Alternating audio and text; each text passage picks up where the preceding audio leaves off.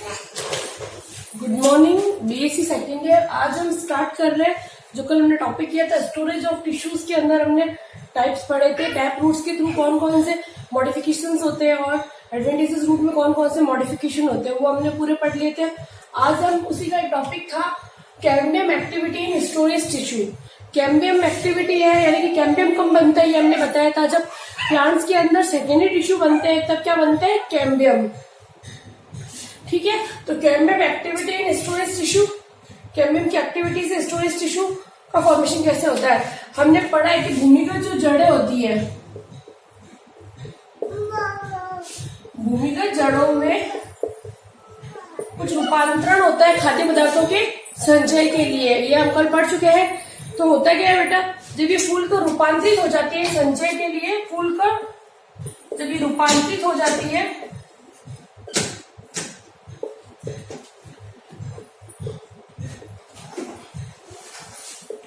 ठीक है, फूल को रूपांतरित हो जाती है।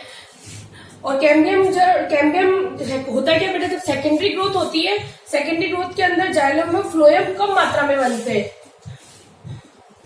ये जो प्लांट्स है इनके अंदर जाइलम और फ्लोएम, जिनके अंदर सेकेंडरी ग्रोथ, जिनके अंदर storage tissue, storage root storage के अंदर कन्वर्ट हो गई है, उनके अंदर जो उनका हाइपोकोटाइल पार्ट है वो फूड स्टोरेज के लिए फूल चुका है, फूड स्टोरेज के लिए वो कन्वर्ट हो चुका है, रूपांतरित हो चुका है। मॉडिफाइड रूट्स के अंदर क्या होता है, जाइलम एंड फ्लोएम कम होते हैं सेकेंडरी ग्रोथ के समय। फ्लोएम की मात्रा कम होती है,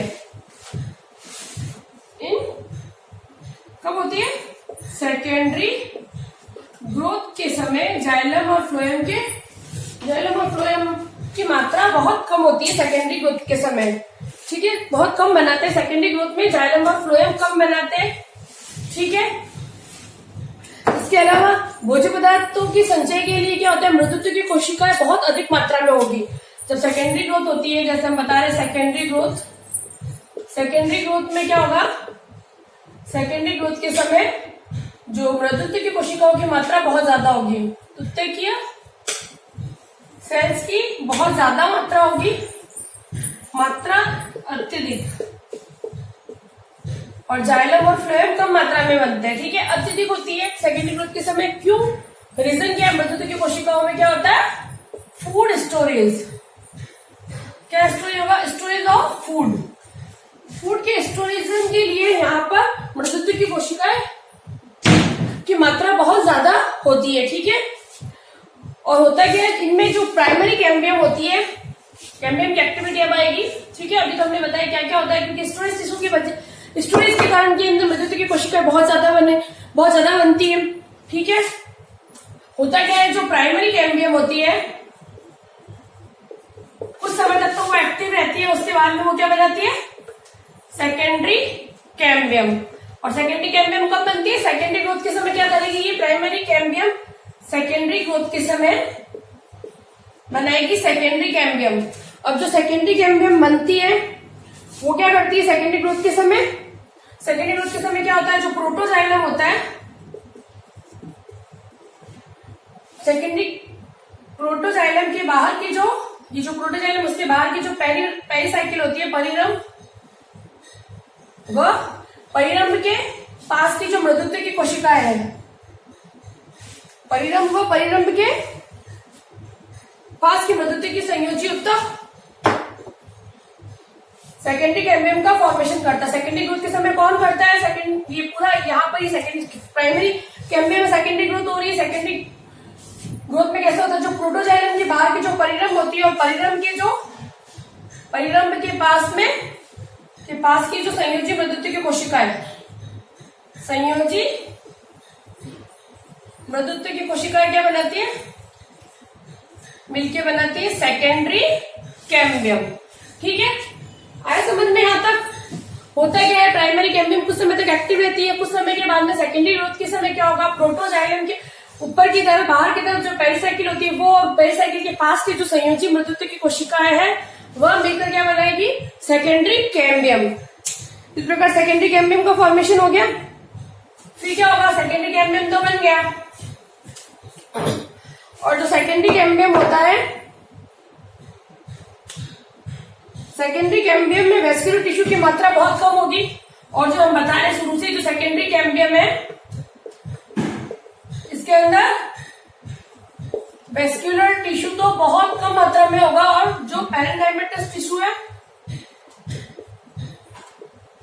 पैरेन्काइमा का टिश्यू बहुत अधिक मात्रा में होगा। और रीजन में शुरुआत से बता रही कि मृदुत्व की कोशिका स्टोरेज का काम करती है, इसलिए बहुत ज्यादा मात्रा में होगा। ठीक है, और ये इसकी क्या कहलाती है, असंगत द्वितीयक वृद्धि। इसे क्या कहेंगे, असंगत, क्योंकि वेस्कुलर टिश्यूज तो बहुत कम बनते हैं और पैरेन्काइमेटस टिश्यू बहुत ज्यादा बनते हैं, इसको बोलते हैं असंगत द्वितीयक वृद्धि। क्या कहते हैं इसको, असंगत द्वितीयक वृद्धि। ठीक है, आगे समझ में यहां तक।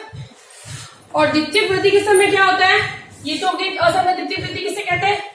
और द्वितीयक वृद्धि के समय होता क्या है, द्वितीयक वृद्धि के समय कैम्बियम, जो द्वितीयक वृद्धि होती है सेकेंडरी ग्रोथ के समय क्या होता है, सेकेंडरी ग्रोथ के समय क्या होता है, कैम्बियम के बाहर, जैसे मान लो कैम्बियम है, कैम्बियम के बाहर फ्लोएम बनता है, और फ्लोएम के अंदर क्या बनता है, फ्लोएम, जो फ्लोएम बनता है बाहर की ओर, जो फ्लोएम बनता है उसमें फ्लोएम पैरेन्काइमा की मात्रा बहुत ज्यादा होती है। फ्लोएम पैरेन्काइमा अत्यधिक मात्रा में होता है, और फ्लोएम चालनी नलिकाएं, जो फ्लोएम की जो चालनी नलिकाएं होती है, बहुत जो चालनी तत्व होते हैं फ्लोएम के चालनी तत्व वह कम होते हैं। ठीक है, फ्लोएम के चालनी तत्व कम होते हैं। ठीक है, और कैम्बियम के अंदर की तरफ क्या होता है, जाइलम, और जाइलम के अंदर भी क्या होगा, जाइलम का पैरेन्काइमा बहुत ज्यादा होती है। ठीक है, आए समझ में, इनमें भी पैरेन्काइमा बहुत ज्यादा, क्योंकि हम स्टार्टिंग में बोल रहे हैं इसकी सेकेंडरी ग्रोथ के अंदर हम क्या बता रहे हैं, सेकेंडरी ग्रोथ के समय रूट्स के अंदर हम बता रहे हैं कि क्या होता है, जो स्टोरेज रूट होती है उनके अंदर सेकेंडरी ग्रोथ असंगत द्वितीयक वृद्धि पाई जाती है, क्योंकि इनके अंदर पैरेन्काइमा बहुत ज्यादा मात्रा में होता है। पैरेन्काइमा का काम क्या होता है, फूड स्टोरेज का वर्क करना। ठीक है, आगे समझ में यहाँ तक, इसको बोलते हैं असंगत द्वितीयक वृद्धि। इस प्रकार खाद्य पदार्थों के संचय के लिए शकरकंद के जड़ में संचय पद्धति की मात्रा बहुत ज्यादा पाई जाती है। इस प्रकार जो इसके एग्जाम्पल में हम लिख सकते हैं, शकरकंद भी है, वैसे शकरकंद के अलावा और भी काफी सारे इसके एग्जाम्पल्स है। शकरकंद के अंदर क्या होता है, संचय पद्धति की मात्रा खाद्य पदार्थों के संचय ज्यादा की वजह से, खाद्य पदार्थों के संचय के लिए मृदुत्वक की मात्रा ज्यादा होती है। संचय मृदुत्वक की, मृदुत्वक की मात्रा ज्यादा होती है। ठीक है, मृदुत्वक की मात्रा ज्यादा होती है, इसका मतलब इन जड़ों में अगर मृदुत्वक की मात्रा ज्यादा है तो ये जड़ें कैसी होगी, कंदिल, इन जड़ों को बोलते हैं कंदिल जड़ें। ठीक है, आए समझ में, यहाँ तक ट्यूबरस रूट्स या कंदिल जड़ें आए यहां तक समझ में।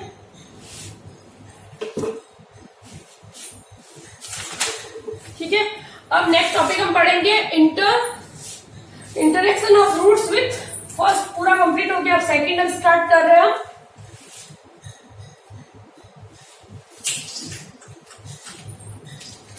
Interaction of root with microbes.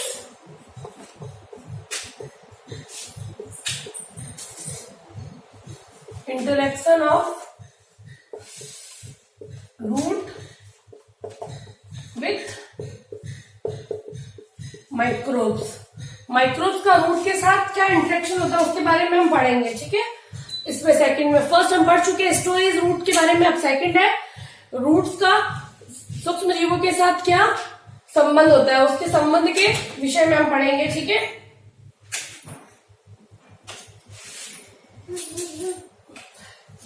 सूक्ष्म जीवों का क्या संबंध होता है, इसको हम ऐसे लिख सकते हैं, पादप और प्लांट्स की रूट्स का, प्लांट रूट्स का रूट प्लस माइक्रोब्स, इनके बीच का जो रिलेशन होता है उसको हम बोलते हैं interaction between plant roots and microbes. ठीक है, इनके अंदर क्या होता है, जो प्लांट रूट्स और माइक्रोब्स होता है इनके बीच में कौन सा रिलेशन होता है, सिम्बायोसिस रिलेशन।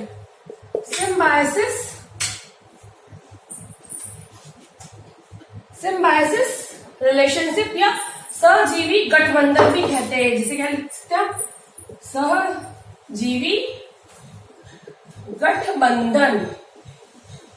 ठीक है, आया समझ में यहां तक। अब इसको अगर एक टेबल के फॉर्म में हम लिखे, फर्स्ट इसके अंदर हम पढ़ेंगे माइकोराइजा और रूट नोड्यूल्स के बारे में पढ़ेंगे। इसके अंदर हम क्या पढ़ेंगे, एक तो माइकोराइजा का पूरा डिटेल में पढ़ेंगे, माइकोराइजा, सॉरी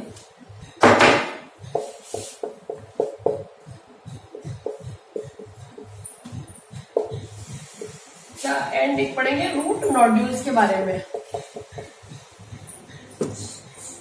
ठीक है, अब फर्स्ट माइकोराइजा का, तो माइकोराइजा का स्टार्ट करते हैं हम। इसमें दो पढ़ेंगे हम, एक तो माइकोराइजा के बारे में डिटेल से पढ़ेंगे, एक पढ़ेंगे रूट नोड्यूल्स के बारे में। इसका रे डायग्राम में ठीक है थोड़ा सा हम बता देते हैं।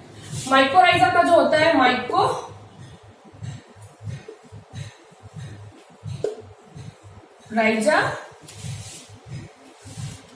माइकोराइजा का थोड़ा देख लेते हैं पहले हम। ठीक है, माइकोराइजा का क्या होता है, माइकोराइजा में से तीन टाइप से हम करते हैं। फर्स्ट होता है एंडोमाइकोराइजा,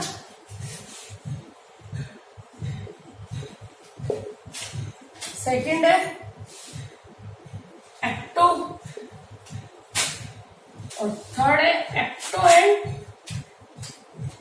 एंडो माइकोराइजा। ठीक है, आया समझ में यहां तक ये तीनों का। अब एक एक को हम डिटेल से पढ़ेंगे। फर्स्ट हम पढ़ेंगे एक्टोमाइकोराइजा। सबसे पहले तो माइकोराइजा के बारे में पढ़ते हैं। माइकोराइजा क्या होता है,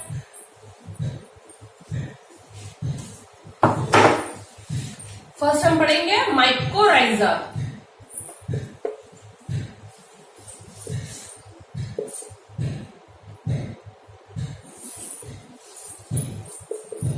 फर्स्ट हम पढ़ेंगे माइकोराइजा। माइकोराइजा का मतलब होता है कवक प्लस रूट, और रूट किसकी, प्लांट्स की रूट।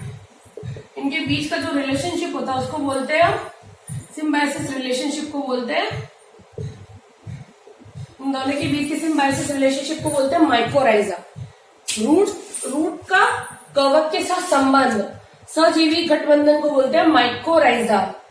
मृदा के अंदर जितने भी कवक होते हैं वो यहाँ पर, जो भी मृदा के अंदर जो कवक प्रजाति पाई जाती है वो मृदोजीवी या परजीवी के रूप में न रहकर यहाँ पर हाई प्लांट्स के अंदर कुछ कवक हाई प्लांट्स के अंदर रूट के साथ एज ए रिलेशनशिप में रहते हैं। तो उस रिलेशनशिप में वो सिम्बायोसिस रिलेशनशिप में रहते हैं, उसको कहते हैं माइकोराइजा। ठीक है, अब इसका फर्स्ट हम माइकोराइजा का पढ़ते हैं एक्टोमाइकोराइजा। फर्स्ट हम पढ़ेंगे एक्टोमाइकोराइजा। एक्टोमाइकोराइजा में क्या होता है, जो कवक होता है, जो कवक जाल होता है पौधों के, जैसे कोई प्लांट है, इसमें जो कवक जाल होगा, कवक जाल पौधे के जो रूट्स होती है, जड़ों के टर्मिनल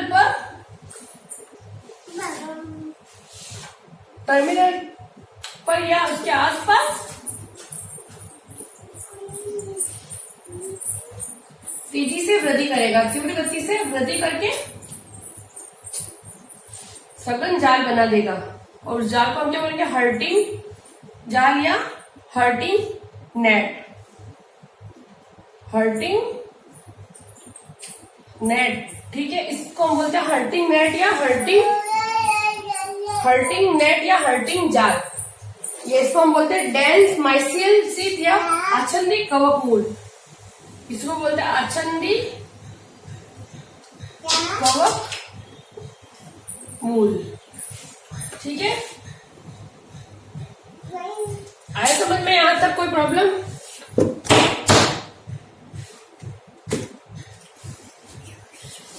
तो होता क्या है, एक्टोमाइकोराइजा के अंदर जो कवक जाल होता है वो पौधों की जो जड़ें होती है, जड़ों के टर्मिनल के आसपास क्या करेंगे, तेजी से वृद्धि करेंगे और एक सघन जाल बना देंगे। उस जाल को हम बोलेंगे हर्टिंग नेट या आछंदी कवक मूल। ठीक है, क्या बोलते हैं उसको?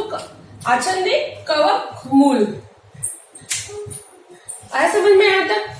होता क्या है इसके अंदर, आप थोड़ा और आगे डिटेल में बताती हूँ। जो कवक तंतु होते हैं पादप जड़ों के बाहर क्या करेंगे, ये जो कवक तंतु होते हैं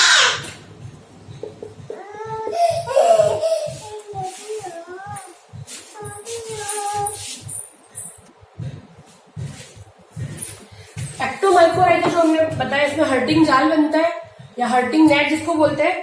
एक्टोमाइकोराइजा में क्या होता है, जो कवक तंतु होते हैं वो कवक तंतु क्या करेंगे, जड़ों की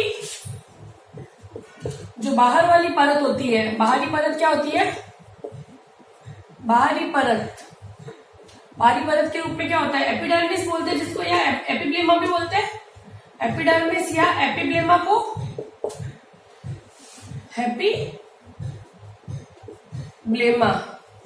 एपिडर्मिस या एपिब्लेमा, और क्या करते हैं, एवं कॉर्टेक्स की कुछ सेल्स के साथ कॉर्टेक्स को भेदकर अंदर जाते हैं, भेदकर प्रवेश करते हैं। बस यहां तक ही जाएंगे, ज्यादा अंदर नहीं जाएंगे एक्टोमाइकोराइजा। ठीक है, और 100 प्रकार की हमें कवक प्रजातियां पता है। उनमें से कौन कौन सी प्रजातियां जो एक्टोमाइकोराइजा बनाती है, उन प्रजातियों का नाम बताते हैं हम। कौन से गण की है?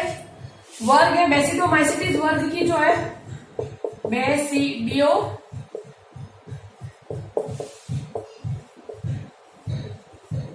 इस वर्ग की फंजाई का नाम है एगेरिकस। इसका गण है एगेरिकस गण। और इसके कौन से सदस्य का नाम क्या है? इसमें बहुत सारे सदस्य आएंगे। एक है हमारा, 2-3 नाम बता देते, बॉलिटिस, अमानिटा, ट्राइकोलोमा। ठीक है, और भी है, और क्लेवेरिया है, अमानिटा, ये सब है जो कि एक्टोमाइकोराइजा के एग्जाम्पल है, फंजाई।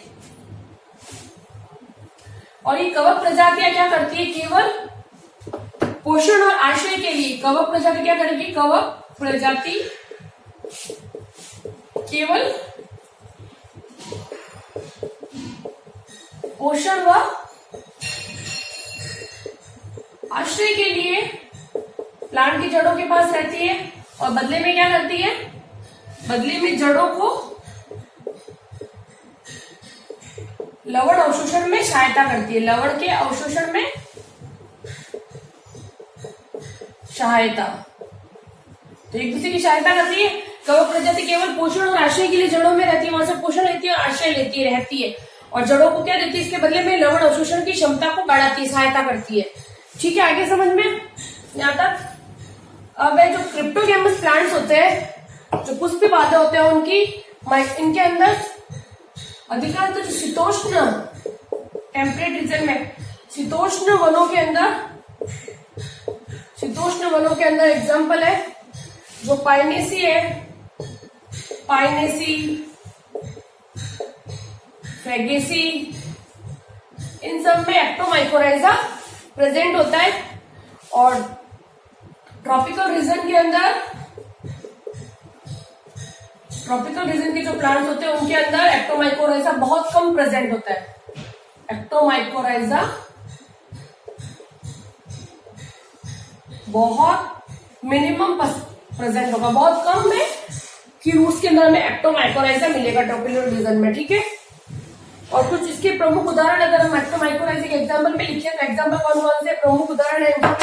एक तो पाइनस है जिसके अंदर एक्टोमाइकोराइजा प्रेजेंट होता है, पाइनस, एबिस एंड पाइसीनिया,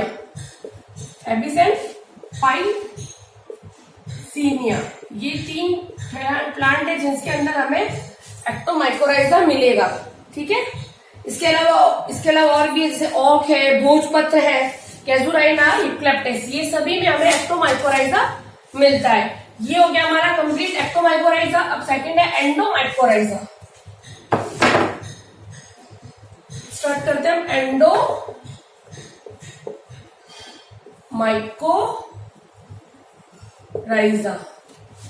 इसके अंदर दो टाइप्स आएंगे इसका एंडोमाइकोराइजा, यानी कि एंडोमाइकोराइजा का मतलब होगा कि ये यहाँ पे जो कवक होती है वो क्या करेगी, प्लांट के वनकुट क्षेत्र से अंदर की तरफ प्रवेश करेगी। वनकुट क्षेत्र से काफी अंदर तक प्रवेश करती है, मतलब एंडोडर्मिस तक प्रवेश कर सकती है, तक प्रवेश करती है। ठीक है, ये दो टाइप्स की होती है। फर्स्ट है इसकी VAM, नहीं फर्स्ट पहले हम पढ़ते हैं इसकी सिंपल माइकोराइजा। इसके दो टाइप्स, एक तो सिंपल माइकोराइजा है, इसके दो टाइप, एक तो है सिंपल माइकोराइजा और दूसरा है VAM। इसका पूरा नाम है, VAM का पूरा नाम है वेसिकुलर अरेबिसिकुलर माइकोराइजा, अरेबिसिकुलर माइकोराइजा। और फर्स्ट हम पढ़ते हैं सिंपल माइकोराइजा। सिंपल माइकोराइजा एंडोमाइकोराइजा का है। फर्स्ट है सिंपल माइको नहीं है, माइको है, सिंपल माइकोराइजा।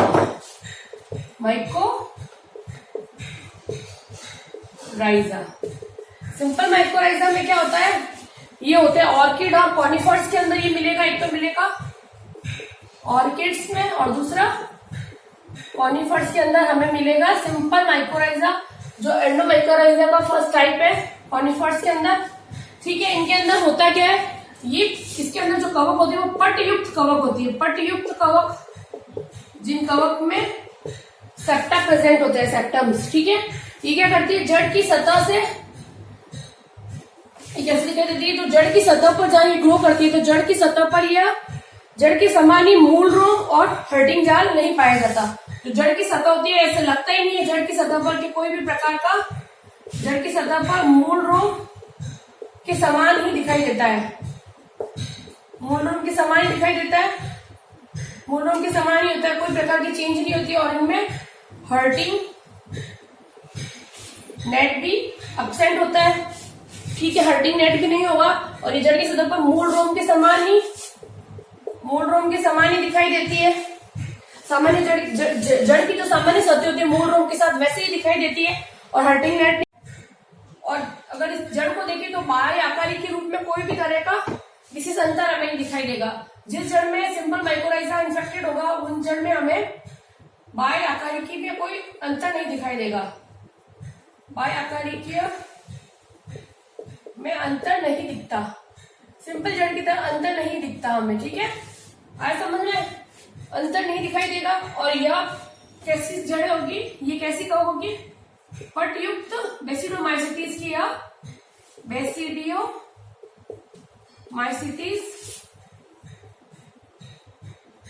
इसका कौन सा, इसका सदस्य है राइजोबैक्टीन,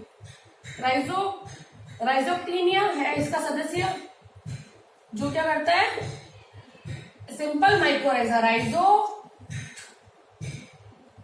राइजोक्टीनिया कवक है जो कि क्या करेगा, सिंपल माइकोराइजा की तरह वर्क करेगा। एंडोमाइकोराइजा है। ठीक है, ये पटयुक्त बेसिडोमाइसिटीज की कवक होती है। इनके अंदर एक इंपॉर्टेंट बात है कि जो ऑर्किड का प्लांट होता है, जो ऑर्किड के प्लांट के बारे में बता रहे हैं, जो ऑर्किड का प्लांट होता है उनके अंदर बहुत सूक्ष्म, ये नोट डाउन करने वाली बात है, इंपॉर्टेंट है। जो ऑर्किड का प्लांट होता है उनके अंदर बहुत ज्यादा सूक्ष्म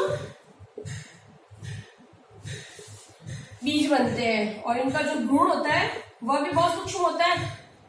इसलिए इन ऑर्किड के प्लांट्स के अंदर एंडोमाइकोराइजा के संक्रमण के द्वारा ही इनमें सीडलिंग बनता है। यानी कि अगर सिंपल माइकोराइजा इनको इन्फेक्टेड नहीं करेगा, बेसिडोमाइसिटीज का कोई सदस्य अगर इसमें संक्रमण जाल नहीं बनाएगा तो इनमें प्रजनन नहीं हो पाएगा। ठीक है, इनमें सीडलिंग नहीं बनेगा। बन पाएगा। तो सीडलिंग बनाने के लिए इनमें संक्रमण होना, कवक संक्रमण बहुत जरूरी होता है। कवक संक्रमण बहुत ज्यादा जरूरी होता है, तब इनमें सीडलिंग बनता है। और इनके अंदर जब सीड ग्रो करता है तो सीड के अंदर जो पोषण पदार्थ होता है वो भी बहुत कम होता है। तो ये कवक जाल क्या करेगा, जो कवक संक्रमण के द्वारा जो कवक जाल बनता है वो सीडलिंग को, उस न्यू सीडलिंग जो सीडलिंग ग्रो कर रहा है उस सीडलिंग को क्या देगा, पोषण प्रदान करेगा, उसको खाद्य पदार्थ प्राप्त करवाएगा। ठीक है, आया समझ में? जानते हैं एंडोमाइकोराइजा का फर्स्ट टाइप सिंपल माइकोराइजा। अब सेकेंड है हमारा VAM, इसको बोलते हैं पुट्टिक युक्त कवक मूल।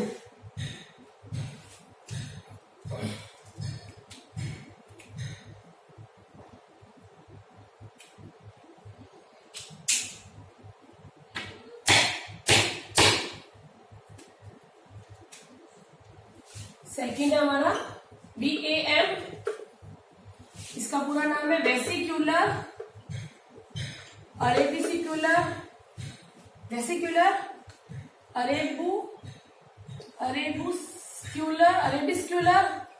अरेबिस्क्यूलर माइकोराइजा। ठीक है, ये इसको बोलते हैं पुट्टिक युक्त कवक मूल। ठीक है, VAM, या इसको बोलते हैं वाम कवक। इन कवक को हम कहते हैं पुट्टिक युक्त कवक या वाम कवक कहा जाता है, जो इसके अंदर इन्फेक्शन करती है। VAM के अंदर क्या होता है, जो वेसिक्यूलर अरेबिसिक्यूलर माइकोराइजा होती है, ये एक प्रकार की एंडोमाइकोराइजा होती है, यानी कि ये प्लांट के अंदर तक प्रवेश करेगी। इन माइकोराइजा में क्या होता है, ये प्लांट्स के अंदर, ये माइकोराइजा क्या करती है, इनके अंदर ये क्या करती है, प्लांट की जो रूट होती है, रूट के अंदर, रूट में वेसिकल एंड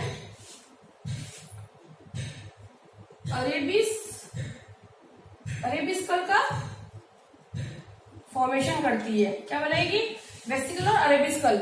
ठीक है, और इसीलिए इनको हम क्या बोलते हैं, पुट्टिक युक्त कवक या वाम कवक कहा जाता है। क्यों कहा जाता है, क्योंकि ये प्लांट के रूट्स में वेसिकल या अरेबिस्कल का फॉर्मेशन करती है। ठीक है, और इस कवक प्रजाति, कौन कौन सी प्रजातियां है इसके अंदर, इसके अंदर जाइगोमाइसिटीज वर्ग की, इसके अंदर कौन कौन सी है, वर्ग है इसका जाइगोमाइसिटीज की है, जाइगोमाइसिटीज वर्ग, और जिसका गण है म्यूकोरेल्स गण। इसके सदस्य का नाम है, सदस्य कौन कौन से जो कि VAM बनाते, एक तो है जाइगोस्पोरा, और भी है काफी जाइगोस्पोरा, अभी याद रखिए। ये क्या करते हैं, VAM बनाने में सहायता करते हैं। ठीक है, ये वाली कवक है। और ये माइकोराइजा किस किस में प्रेजेंट होती है,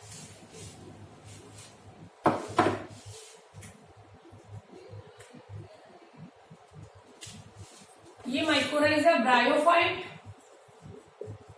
ब्रायोफाइटा,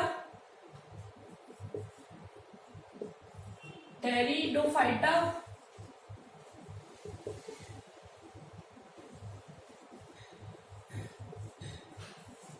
जिम्नोस्पर्म के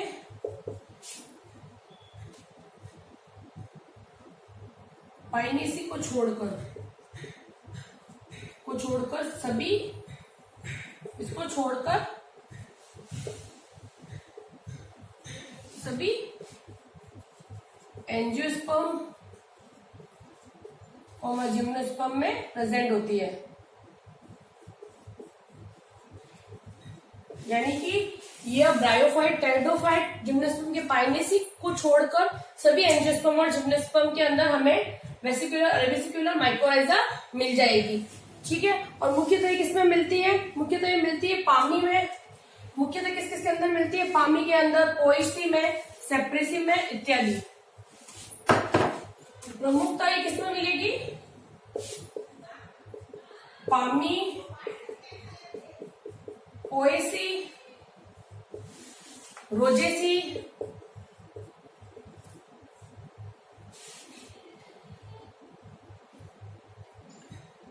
चिनोपोडिएसी, लेग्यूमिनेसी,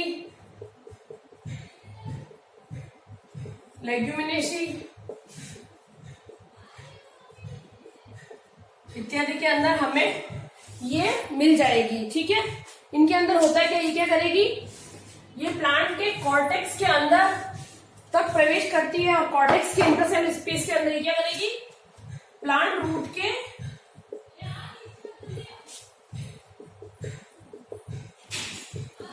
कॉर्टेक्स सेल्स की इंटरसेल्यूलर स्पेस में क्या बनाएगी, तो वेसिकल्स बनाएगी और एक हॉस्टोरिया का निर्माण करेगी। चूसकांग, हॉस्टेरिया जिसको बोलते हैं, चूसकांग का निर्माण करती है। ठीक है, आया समझ में यहां तक। ये क्या करती है, द्विशाखित, ये जो हॉस्टोरिया बनते हैं वो कैसे होते हैं, द्विशाखित या बहुशाखित, द्विशाखित या बहुशाखित हॉस्टोरिया या चूसकांग बनाता है। आया समझ में यहाँ तक। प्लांट्स के रूट के कॉर्टेक्स की सेल्स के अंदर जो इंटरसेलुलर स्पेस प्रेजेंट होता है, वहां पर ये क्या बनाता है, अपना वेसिकल्स और हॉस्टोरिया। जो हॉस्टोरिया होता है वो द्विशाखित या त्रिशाखित तक हो सकता है। ठीक है, ये हो गया हमारा सेकेंड एंडोमाइकोराइजा। अब थर्ड पढ़ेंगे एंडो एक्टोमाइकोराइजा।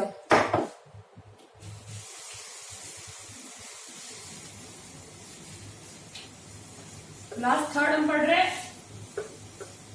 एंडोमाइकोराइजा। इसको ऐसे लिख सकते हैं,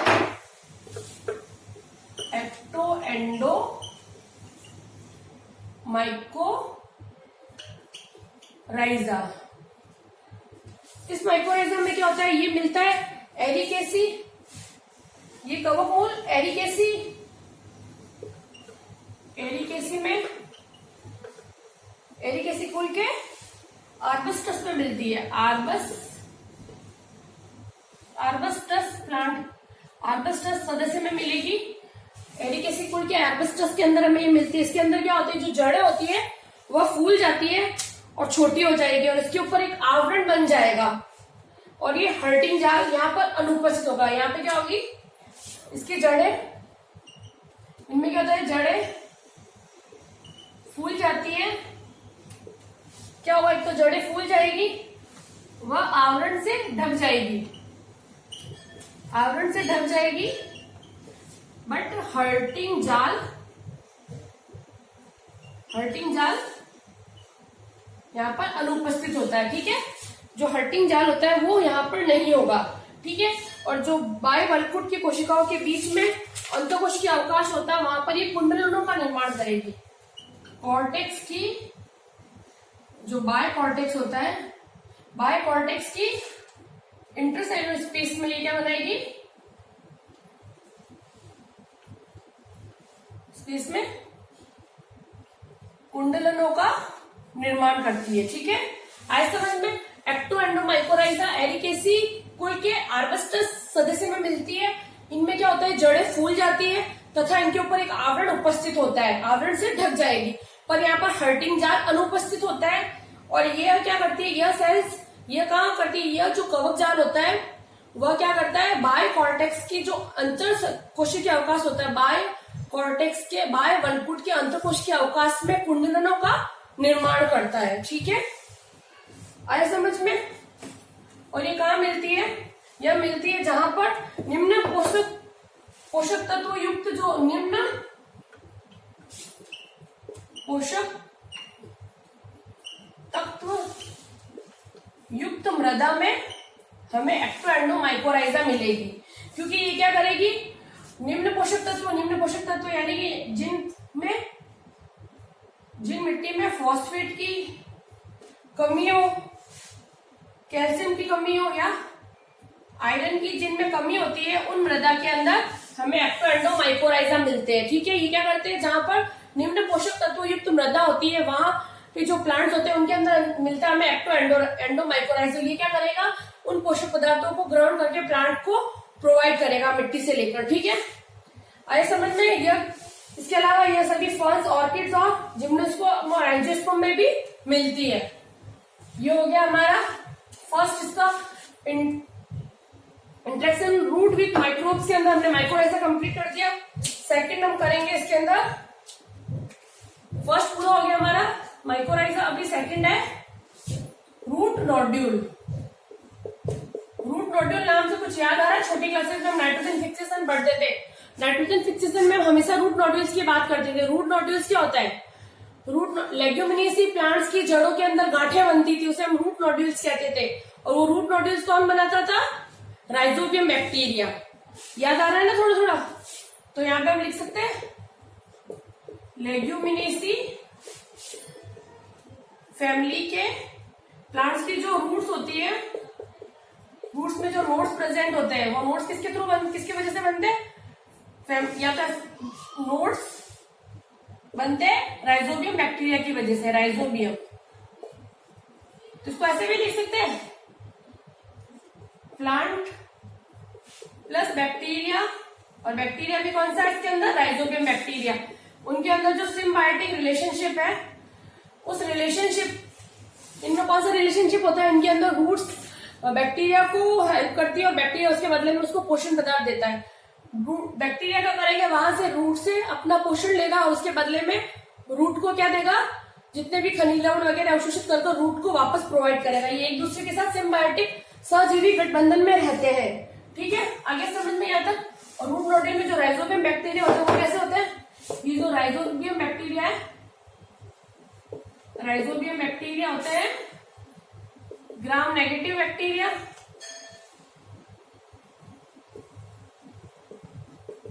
gram negative bacteria, rod shape bacteria, rod shape bacteria होते हैं। ठीक है, और एक होते हैं इसके अलावा फ्लैजेलेटेड, फ्लैजेलेटेड या कसाबिका युक्त। ठीक है, आगे समझ में, कसाबिका युक्त होते हैं ये, फ्लैजेलेटेड बैक्टीरिया होते हैं, ग्राम नेगेटिव बैक्टीरिया होता है, और रोड शेप बैक्टीरिया होते हैं। ये क्या करते हैं? ये कहां से इन्फेक्शन शुरू करते हैं? रूट हेयर से, रूट हेयर से प्लांट के अंदर एंटर करते हैं। एंटर कहां से करेंगे? रूट हेयर से ये बैक्टीरिया प्लांट के अंदर एंटर करेंगे। ठीक है, अब नेक्स्ट इसी का, अब ये तो क्या भाई ऐसे ही क्या वर्क करता है? अब डेवलपमेंट कैसे होता है? इसके अंदर हम लिख सकते हैं development of root, development of root nodule. Root nodule बनता है कैसे? रूट नोड्यूल का डेवलपमेंट कैसे होता है? जो रूट नोड्यूल है वो कैसे बनता है? जब कोई प्लांट है, मान लो ये कोई प्लांट है, लेग्यूमिनेसी का प्लांट है, उसकी जड़ों के द्वारा कुछ केमिकल रिलीज होते हैं। केमिकल का नाम है लेक्टिन। लेक्टिन का स्त्रावन होता है। वो लेक्टिन क्या करेंगे? पास में जो बैक्टीरिया प्रेजेंट होते हैं, मान लो ये बैक्टीरिया है, ठीक है, ये बैक्टीरिया क्या करेंगे? लेक्टिन से आकर्षित होंगे और उनके पास जाएंगे। ठीक है, जैसे बैक्टीरिया आकर्षित होकर लेक्टिन से आकर्षित होकर रूट के पास जाएंगे और रूट के पास जाकर चिपक जाएंगे। जैसे वहां पे वो चिपकते हैं, रूट के द्वारा कुछ स्त्रावन होता है जिससे बैक्टीरिया उसके रूट के द्वारा किसका स्त्रावन हो रहा है? लेक्टिन का स्त्रावन हो रहा है, जिसकी वजह से यह बैक्टीरिया क्या हो रहा है? आकर्षित हो रहा है। ये आकर्षित होकर कहां चले गए? रूट के पास चले गए, और ये रूट के पास जाके क्या करेंगे? इन बैक्टीरिया के द्वारा भी कुछ केमिकल्स का स्त्रावन होगा, और ये केमिकल्स के थ्रू क्या करेंगे? रूट के अंदर एंटर करेंगे। इनके अंदर होता है साइटोकाइनिन। ये अंदर एंटर करने के बाद में क्या करेंगे? साइटोकाइनिन का स्त्रावन करेंगे, जिससे नोड्यूल का फॉर्मेशन शुरू होगा। फिर ये क्या करेंगे? रूट हेयर से जो उसके एपिडर्मिस से उसके कॉर्टेक्स तक जाएंगे, और कॉर्टेक्स के अंदर ये अपनी जो नोड्यूल से उसकी साइज बढ़ाते जाएंगे, और धीरे धीरे बढ़ाते हुए ये जब उसकी साइज बढ़ती है तो उसकी एपिडर्मिस फटने लगती है। उस समय क्या करेंगे? कॉर्टेक्स की जो सेल्स है वो कुछ मेरिस्मेटिक होकर उसकी एपिडर्मिस को वापस सही कर देगी, और यह नोड्यूल्स अंदर की तरफ ग्रो करता करता इसके वेस्क्यूलर बंडल तक चला जाएगा, और वहां पर भी यहाँ बहुत सारे बैक्टीरियाइड्स बन जाएंगे। ठीक है, थैंक यू सो मच। कुछ प्रॉब्लम हो तो मुझे मैसेज या कॉल से तुम पूछ सकते हो। ठीक है, और पढ़ते रहिए साथ साथ में, जो भी पढ़ा रही हूँ साथ साथ में नोट डाउन कीजिए और याद करते रहिए।